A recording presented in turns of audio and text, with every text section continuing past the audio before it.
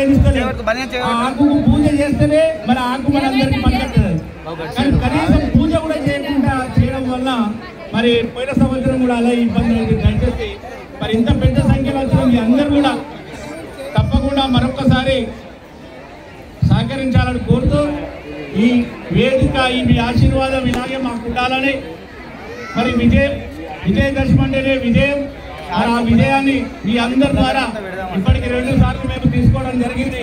మళ్ళీ మీ ఆశీర్వాదం ఉండాలని మనస్ఫూర్తిగా కోరుకుంటూ ప్రతి ఒక్కరికి విజయదశమి దసరా శుభాకాంక్షలు తెలియజేస్తున్నాం.